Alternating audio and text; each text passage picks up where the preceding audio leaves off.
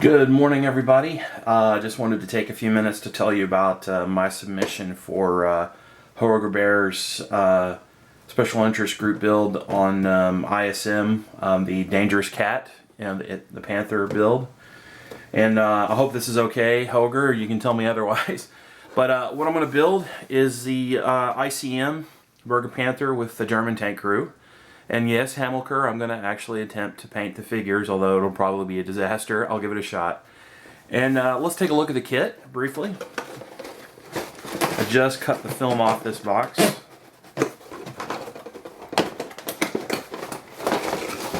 And it doesn't want to come open. There we go. Set this aside.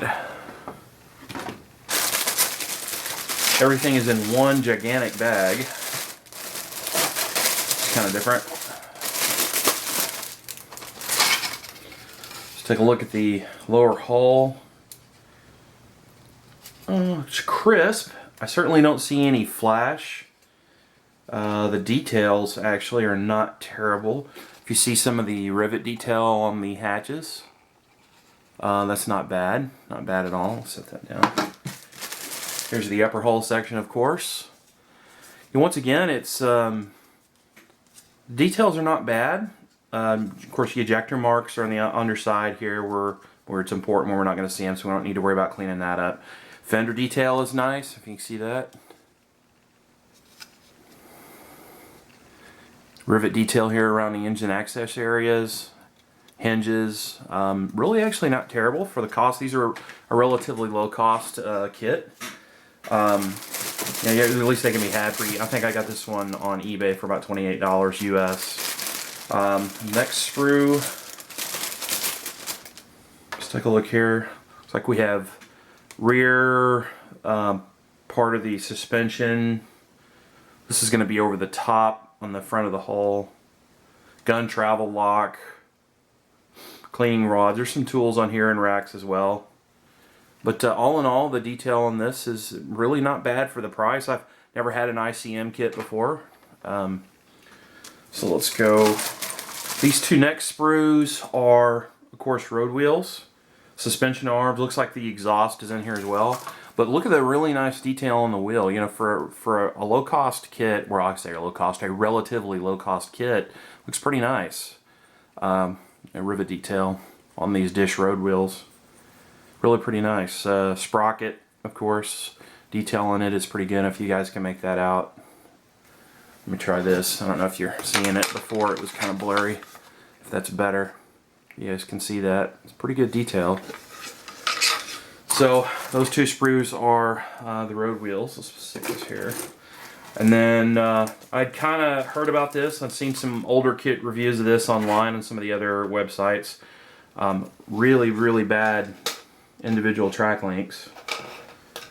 The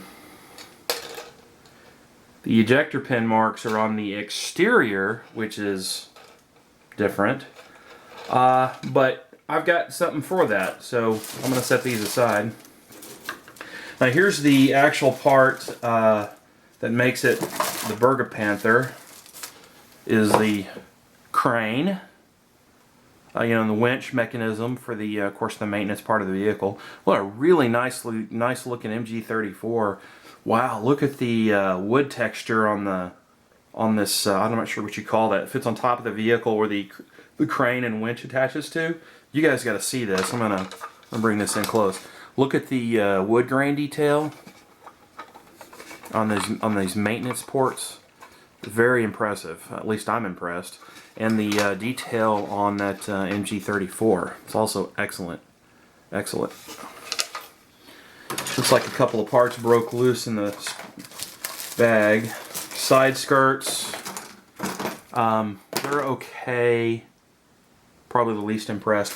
But you know, the main thing is here, I'm not seeing any flash. I don't have any experience with I.C.M kits. I guess it's a Ukrainian company. If I'm wrong, someone can correct me. Here are the figures.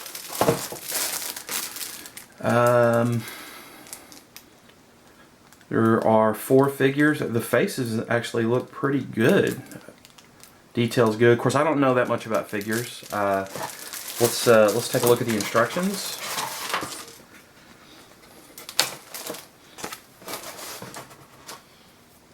They're the Decals. Very simple Balkenkreuz decals. Not much to that. Very basic. I might see if I can't replace them with something. They don't look that great, but we may try them. Let's see. In a gazillion languages about tools and safety precautions and all that. Yeah, whatever. Tank crew. Wow, it's a real nice painting guide. Judging by their uniforms, this appears to be Luftwaffe. So, what are you guys thinking? Hermann Göring division, I guess. I haven't done the research yet. And let's look at the booklet here. Kind of a semi-gloss paper. Here's a sprue map. Make sure any of your needed or unneeded parts, they're labeled on the sprue, of course. Actually, pretty nicely detailed. Pictures are big, which is good because I'm nearsighted now that I'm an old fart. Really, the instructions are not bad. I'm really so far I'm pretty pleased. Here's the building part. This is with the crane and winch and all that. Looks pretty neat. I'm not sure how to do, I've thought about the weathered wood thing. Obviously I know how to paint. I've got wood colors from Vallejo. So anybody has any tips on how to paint kind of a weathered looking wood, you might put it in the comment section down at the bottom. So yeah, so really, I mean, I'm pretty pleased with the kit for what it costs. And it's a Panther D variant. I think I forgot to mention that, so it's an early Panther. Now, these track links are here. They're not as bad as what I had read about online, but I'm not going to use them. So what am I going to use? Well, I'm going to use these. Yeah, I bought a set of Friels a long time ago, and I've actually I've had these for 6 or 7 years, and I'm going to use these in its place. And the other accessory, you probably saw one of my earlier videos, is the quick wheel masks. I've got it. This is for the ICM Panther D variant, so I will be using these as well. Those are big masks compared to what I've been doing on the Panzer 3s and 4s. So anyways, that's going to conclude this review and discussion about my entry into the Dangerous Cat build. So thanks a lot for watching, guys, and have a good weekend.